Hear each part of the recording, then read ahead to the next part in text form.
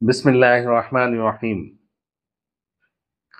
আপনি ডাল খেতে পারবেন না, আপনি চানা খেতে পারবেন না, আপনি বিচি জাতীয় কিচ্ছু খেতে পারবেন না, আপনি বাদাম খেতে পারবেন না, আপনি মিট খেতে পারবেন না, আপনার মুরগির ঘিলা, কলিজা, পুষ্টি এগুলি কিছুই খেতে পারবেন না, মাছের ডিম খেতে পারবেন না।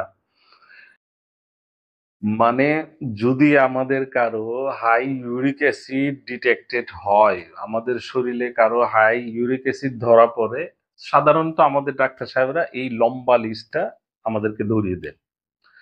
সো আজকে আমাদের আলোচনার বিষয় থাকবে এই ইউরিক অ্যাসিডের জন্য এই স্ট্রিক্ট ডায়েটের আদৌ কি প্রয়োজন আছে, অথবা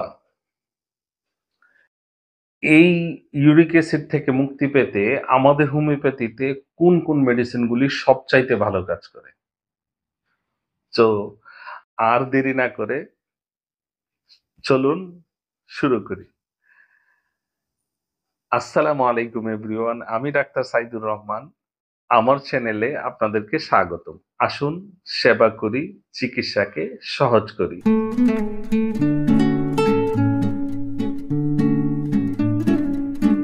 সম্মানিত ভিউয়ার্স, আমাদের প্রতিষ্ঠানটা অনেক পুরনো একটা প্রতিষ্ঠান। প্রতিষ্ঠানটার নাম হচ্ছে মন্তলা মাস্টার হোমিও হল।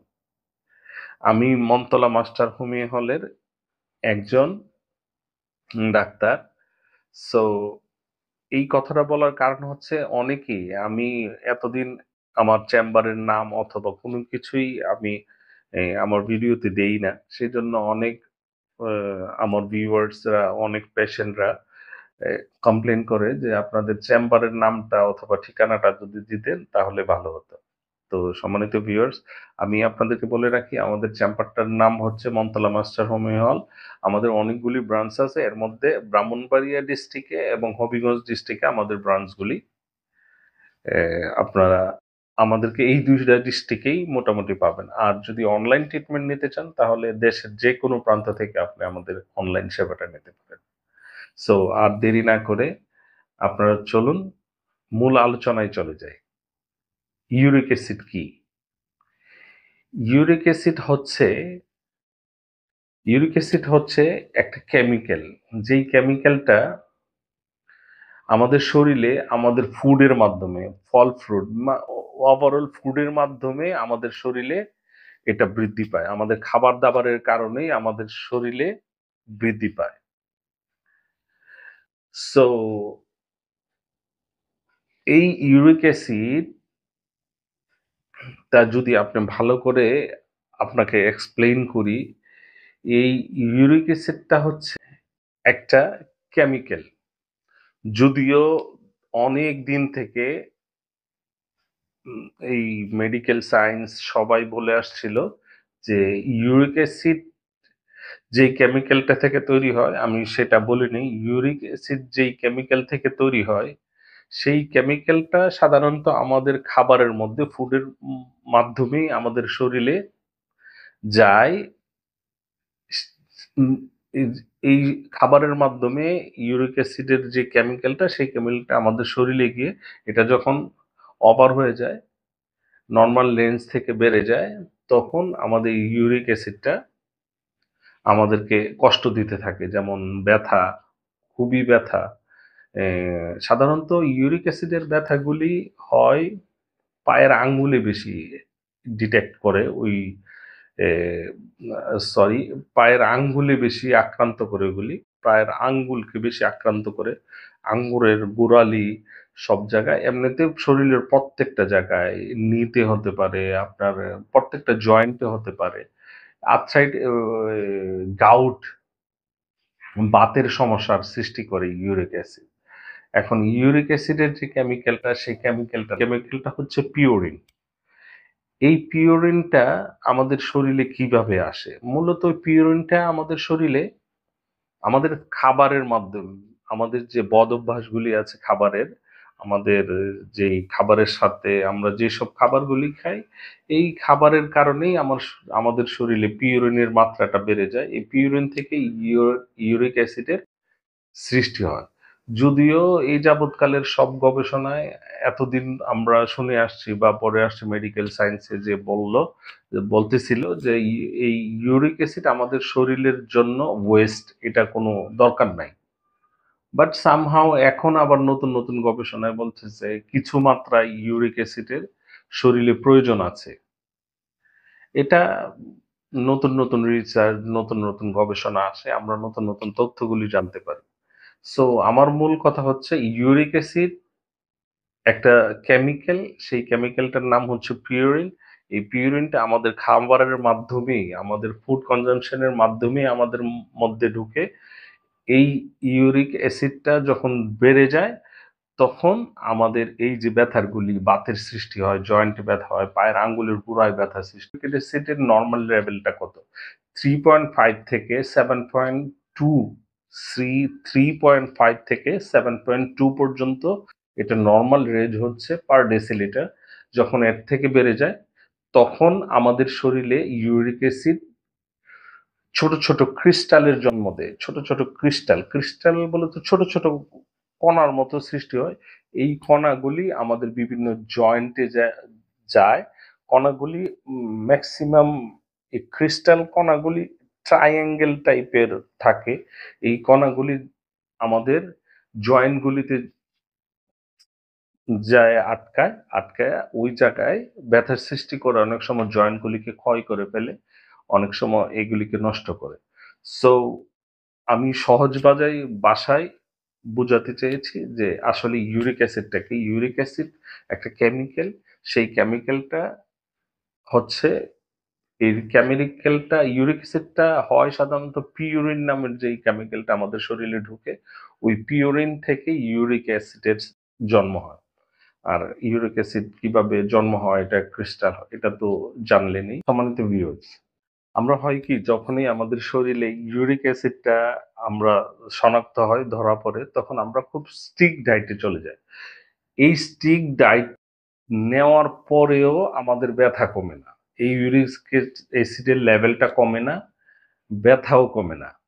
এখন কেন সবগুলি খাবার বন্ধ করার পরে, সব ডায়েট ফলো করার পরেও আমাদের কাছে পেশেন্ট আছে যে আমার তো ইউরিক অ্যাসিড কমে না, আমার ব্যথাটাও কমে না, আমার ব্যথার, এই যে ব্যথার যন্ত্রণা বেড়েই যাচ্ছে, ইউরিক অ্যাসিডে কমেছে। তাহলে আমাদেরকে বুঝতে হবে আসলে এই স্ট্রিক্ট ডায়েট করার কারণে ব্যথা কমে না কেন, আর এই স্ট্রিক্ট ডায়েটটা কিভাবে করতে হবে বা কি বুঝতে হবে আমাদের। মূলত ইনফ্ল্যামেটরি ইনফ্ল্যামেটরি যা আমাদের বডিতে ইনফ্লামেশনের সৃষ্টি করে ওই সব জিনিসগুলি আমাদেরকে বাদ দিতে হবে, যাতে আমাদের বডিতে ইনফ্লামেটরি কোনো কিছু আমাদের বডিতে না ঢুকে। আমাদের খেয়াল রাখতে হবে সেই দিকে। তো সেই দিকে খেয়াল রাখতে হলে চলুন জেনে নেই আসলে ইনফ্ল্যামেটরি সাবস্টেন্স গুলো কি, যেগুলি আমাদের শরীরের জন্য, ইউরিক অ্যাসিড হলে এই আমাদের ইউরিক অ্যাসিডকে কমতেও দেয় না, ব্যথাটাও কমে না। চলুন জেনে নেই ইনফ্ল্যামেটরি যে সাবস্টেন্স গুলি সেগুলি সম্বন্ধে। ইনফ্ল্যামেটরির মেইন যে কারণটা হচ্ছে সেটা হচ্ছে ডায়াবেটিস। যদি আপনার ডায়াবেটিস থাকে, এটা অনেক বড় একটা কারণ যে আপনার প্রদাহ, ইনফ্লামেটরি, আমি যদি বাংলায় বলি প্রদাহ, আর ডায়াবেটিস হচ্ছে এটা প্রদাহের একটা মূল কারণ। এই ডায়াবেটিসের কারণে যদি আপনার ডায়াবেটিস থাকে, আপনার স্ট্রিক্ট ডায়েট করার পরেও দেখবেন আপনার যে ইউরিক অ্যাসিড লেভেল এইটা কমছে না। আর টা হচ্ছে স্ট্রেস, এটাও আরেকটা অন্যতম কারণ। যে স্ট্রেসের কারণেও আপনার, যদি আপনার স্ট্রেস থাকে, এই স্ট্রেসের কারণেও আপনার এই যে গাউট অথবা যে ইউরিক অ্যাসিডের মাত্রাটা স্ট্রিক্ট ডায়েট করার পরেও এটা কমে না। আরেকটা হচ্ছে সিড অয়েল, যে কোনো জাতীয় বিচি জাতীয় জিনিসের ওয়েল, তেলগুলি, এগুলিও আপনার এই ইনফ্লামেটরি একটা সাবস্টেন্স, ইনফ্লামেটরি সাবস্টেন্স। সো এই সিড অয়েলস, আরেকটা হচ্ছে omega six, omega six, omega six যেই সব জিনিসের মধ্যে থাকে, সেই সব জিনিসগুলির মধ্যেও সেই সব জিনিসের ওমেগা 6 এর কারণেও আপনার এটাও একটা ইনফ্লামেটরি সাবস্টেন্স, যেটার কারণেও আপনার এই যে গাউটের ব্যথা, ইউরিক অ্যাসিডের ব্যথা অথবা ইউরিক অ্যাসিডের লেভেলটা কম হয় না। আরেকটা জিনিস আছে ফ্রাক্টোজ। এখন ফ্রাক্টোজটা কি? এটা একটা মিষ্টি জাতীয় জিনিস, ফ্রাক্টোজ। এই ফ্রাক্টোজটা হচ্ছে একটা মিষ্টি জাতীয় জিনিস। এটা সাধারণত আপনার সফট ড্রিঙ্ক, আমরা যে কোক, পেপসি, সেভেন আপ বা হোয়াটএভার, এই যেই ধরনের ড্রিঙ্কস গুলি, সফট ড্রিঙ্ক গুলি নিয়ে থাকি, প্রত্যেকটার মধ্যেই এই ফ্রাক্টোজের মাত্রাটা থাকে। ফ্রাক্টোজেও একটা অন্যতম কারণ হচ্ছে এই যে আপনার ইউরিক অ্যাসিড কমতে না দেওয়া, ইউরিক অ্যাসিডের ব্যথাগুলি কমতে না দেওয়া। আরেকটা জিনিস হচ্ছে অ্যালকোহল টেকিং। যদি আপনার অ্যালকোহল টেকিং এর অভ্যাস থাকে, সেই ক্ষেত্রে আপনিও ইউরিক অ্যাসিডের ব্যথা অথবা এই ইয়েগুলি কমবে না। সো ইউরিক অ্যাসিডের ব্যথা স্ট্রিক্ট ডায়েট করলেই যে এগুলি কম হয়ে যাবে, বিষয়টা এরকম না। আমি যে এখন সাবস্টেন্স গুলি বললাম, যে কারণগুলি বললাম, ইনফ্লামেটরি যে জিনিসগুলি আছে, ইনফ্লামেশন আপনার শরীরে বাড়ায় বা ইনফ্লামেশন বৃদ্ধি করে, সেই জিনিসগুলি থেকে দূরে থাকতে হবে। ডায়াবেটিস, স্ট্রেস, সিড অয়েল, তারপরে হতে পারে আপনার অ্যালকোহল, ফ্রাক্টোজ, মানে যে কোনো সফট ড্রিঙ্ক। আমার হিসাবে প্যাকেট জাতীয় কোনো খাবারই খাওয়া ঠিক না। সো ফ্রাক্টোজ যেটাতে থাকে, সফট ড্রিঙ্ক তো একেবারেই না, এটা তো ইউরিক অ্যাসিডের জন্য খুবই ক্ষতিকর। আর হচ্ছে অ্যালকোহল যারা নেন, অ্যালকোহল যদি আপনার নেওয়ার অভ্যাস থাকে তাহলে অ্যালকোহলটাও ছেড়ে দিতে হবে। সো এইগুলি যদি আপনি মেনটেন করেন, দেন আপনার যদি একটা নর্মাল ডায়েট প্ল্যান বা ডায়েট ফলো করেন, তাহলে এই আপনার ইউরিক অ্যাসিডের ব্যথাটা তখন কমবে। সম্মানিত ভিউয়ার্স, একটা কথা বলে রাখা ভালো, আমরা করি কি, ডায়েটটা কেন কাজ করে না? অ্যাকচুয়ালি ডায়েট করলেও কেন কাজ করে না? ডায়েটটা কাজ করে না, আমরা যে পিউরিন যেই খাবারগুলির মধ্যে আছে, সেই খাবার থেকে, মানে ইউরিক অ্যাসিড যে পিউরিন যেই খাবারগুলির মধ্যে আছে সেগুলি আমরা বাদ করে দিই। সেগুলি বাদ করার কারণে আমরা মনে করি যে আমাদের যে ইউরিক অ্যাসিড আছে, সেই ইউরিক অ্যাসিডটা কম হয়ে যাবে। কিন্তু ইউরিক অ্যাসিড কেন কম হয় না? কারণ হচ্ছে, একটা ইনফরমেশন আপনাদেরকে দিয়ে রাখি, আমরা বাহির থেকে যেইগুলি ইনটেক করি, যেই খাবারগুলি ইনটেক করি পিউরিনের, তার তুলনায় 5 গুণ বেশি আমাদের বডি, যেহেতু আমাদের বডির জন্য এটা কাজ করে, আমাদের বডির জন্য প্রয়োজন পড়ে, সেই ক্ষেত্রে আমাদের বডি নিজে বাহির থেকে আপনি যতটুকু পিউরিন নিবেন তার 5 গুণ বডি প্রডিউস করে ফেলে। তো সেই ক্ষেত্রে দেখা গেছে আমরা তো পিউরিন জাতীয় খাবারগুলি বাদ দিতেছি, বাট আমাদের যে ইনফ্লামেটরি যে সাবস্টেন্স, ইনফ্লামেটরি যে এনভায়রনমেন্ট, এটা যদি আমরা ঠিক না করি, তাহলে আমাদের বডি অটোমেটিক এর চেয়ে অনেক বেশি পিউরিন অথবা যদি বলেন ইউরিক অ্যাসিড এমনিতেই তৈরি করতেছে। তো সেই ক্ষেত্রে আপনি শুধু ডায়েট করলে যে ব্যাপারটা না বুঝে ডায়েট করলে যে আপনার ইউরিক অ্যাসিড কমে যাবে, বিষয়টা সেরকম না।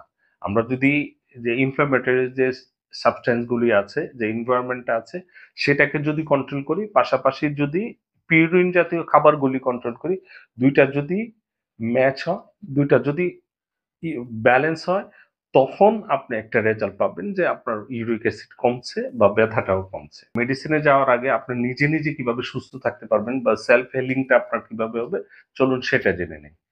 আমাদের এক্সপিরিয়েন্স বা অ্যাজ পার স্টাডি যেই কারণগুলি বলে, সবচেয়ে যে ফার্স্ট কারণটা, এটা হচ্ছে ওবিসিটি। আপনার ওজন যদি বেশি থাকে, তাহলে আপনার বডি ফ্যাট এখন যেই পর্যায়ে আছে বা বডি ওয়েট, 5 to 7% আপনাকে অবশ্যই কম করতে হবে, নাম্বার ওয়ান। নাম্বার টু, আপনার যদি ডায়াবেটিস থাকে, আপনার ডায়াবেটিসের ট্রিটমেন্ট অথবা ডায়াবেটিসের মেডিসিন যদি নেওয়া আপনার অভ্যাস থাকে, তাহলে মেডিসিন নিতে হবে। ব্লাড প্রেশারের মেডিসিন যদি থাকে, যেটা যদি নেওয়ার আপনার ইয়ে থাকে, সেটারও কন্টিনিউ ব্লাড প্রেশারের মেডিসিনটাও নিতে হবে।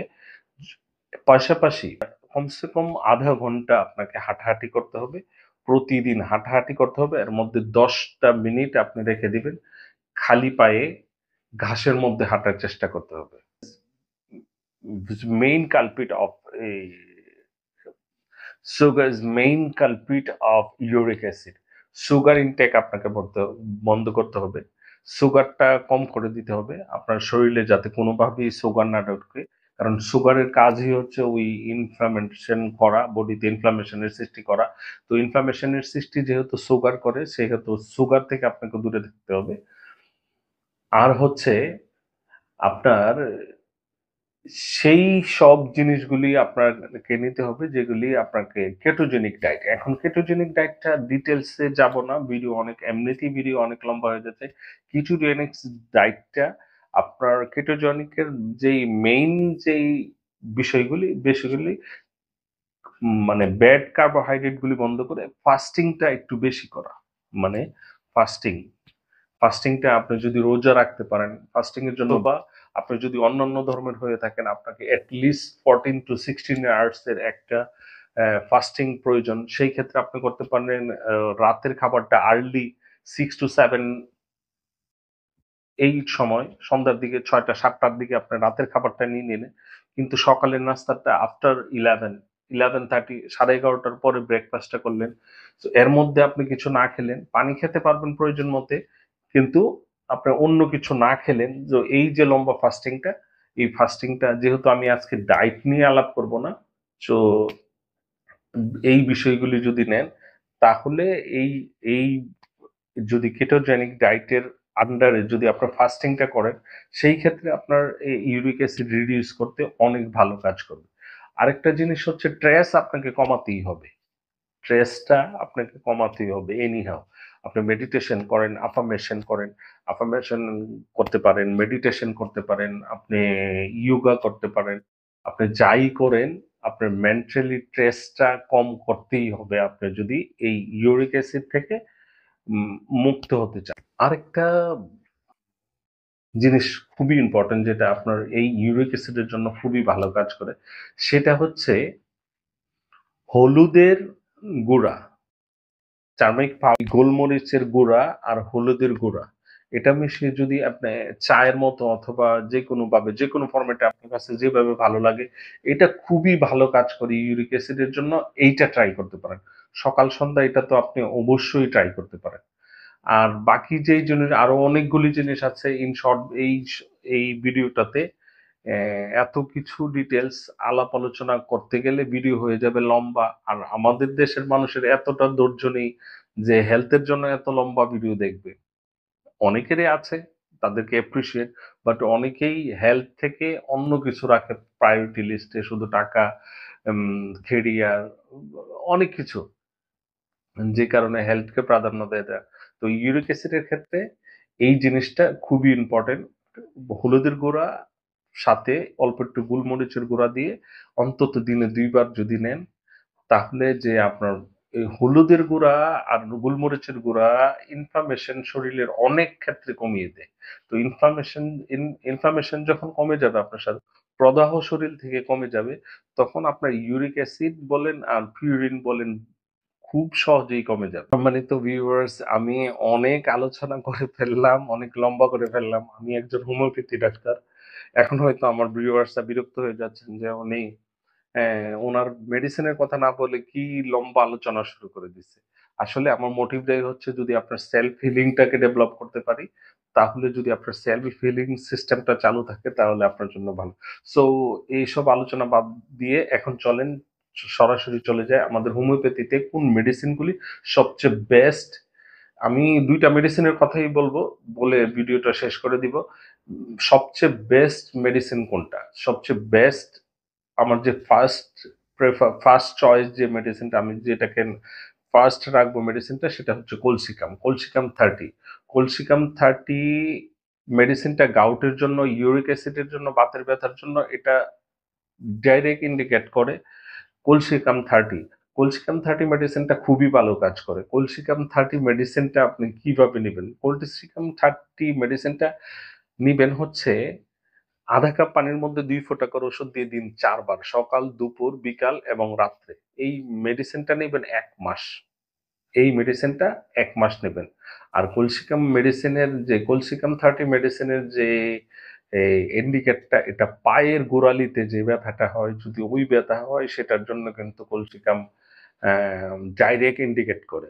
আর ওভারঅল যে গাউটের পেইন বলেন আর ইউরিক অ্যাসিডের পেইন বলেন, ইউরিক অ্যাসিডের লেভেল বলেন, পিউরিনের মাত্রা বলেন, সবকিছু কমাতে এই কলসিকাম 30C খুবই কার্যকরী। সম্মানিত ভিউয়ার্স, আমি নেক্সট যে মেডিসিনটার কথা বলবো সেটা হচ্ছে লেডাম্পাল। লেডাম্পাল মেডিসিনটা আপনি যে কোনো জয়েন্ট, আপনার ইউরিক অ্যাসিডের কারণে যে কোনো জয়েন্ট, নি জয়েন্ট, ধরেন আপনার কনিতে, আপনার হাঁটুতে, আপনার যে কোনো জয়েন্টের ব্যথার জন্য এই লিডাম্পাল 30% এটা অনেক ভালো কাজ করে। এমনিতেও আপনি এই ইউরিক অ্যাসিডের জন্য লিডাম্পাল মেডিসিনটা অনেক ভালো কাজ করে। লিডাম্পাল মেডিসিনটা এটাও 30C পটেন্সিটা নেবেন, আধা কাপ পানির মধ্যে দিয়ে 2 ফোঁটা করে দিন 4 বার। লেডাম্পাল মেডিসিনটাও অনেক ভালো কাজ করে। সম্মানিত ভিউয়ার্স, আমি 2টা মেডিসিনের কথা বলছিলাম কিন্তু আরেকটা মেডিসিনের কথা হঠাৎ মনে পড়ে গেল যেটা খুবই ইম্পর্টেন্ট। এটা আমি অনেক আমার এক্সপেরিয়েন্সে বা আমি আমার পেশেন্টকে অনেক দিয়ে, ইভেন আমাদের ফ্যামিলিতেও আমরা ইউজ করে এই মেডিসিনটা ইউজ করে অনেক উপকার পাইছি। সেই মেডিসিনটার কথা বলতেই হবে। সো এই আর একটু সময় দেন আমাকে, আমি সেই মেডিসিনটা হচ্ছে berberis vulgaris. Berberis vulgaris mother tincture মেডিসিনটা আমরা এটা কিডনির পাথরের ক্ষেত্রে দিয়ে অনেক ফলপ্রসূ রেজাল্ট পাই। সো সেই ক্ষেত্রে একটু যদি আপনি চিন্তা করেন কিডনির পাথর, এই ক্যালসিয়াম অক্সালেট অথবা ইউরিক অ্যাসিড থেকে কিডনিতে পাথর হয়, যদি কিডনির পাথরটা বের করে ফেলতে পারে বা কিডনির পাথরটা ভেঙে ফেলতে পারে বারবারিস, সো আপনার ইউরিক অ্যাসিডের জন্য বারবারিস ভালগারিস মেডিসিনটা, মাদার টিনচার মেডিসিনটা খুবই ভালো কাজ করে। এখন বারবারিস ভালগারিস মাদার টিনচার মেডিসিনটা কিভাবে নেবে? আধা কাপ পানির মধ্যে 10 থেকে 15 ফোঁটা ওষুধ দিয়ে দিন 4 বার। আধা কাপ পানির মধ্যে 10 থেকে 15 ফোঁটা ওষুধ দিয়ে দিন 4 বার। সো সম্মানিত ভিউয়ার্স, আলোচনা অনেক লম্বা করে ফেললাম। সো তার জন্য সবাইকে সরি বলছি। বাট এই বিষয়টা বুঝাতে গিয়ে অনেক লেট হয়ে গেছে। আশা করি আপনারা এই আর যারা আমার ভিডিওটা ধৈর্য ধরে দেখেছেন, তাদেরকে অনেক ধন্যবাদ। আশা করি এই ভিডিওটা আপনাদের অনেক উপকারে আসবে। সো আজকের মতো এই পর্যন্তই। ধন্যবাদ সবাইকে। আসসালামু আলাইকুম।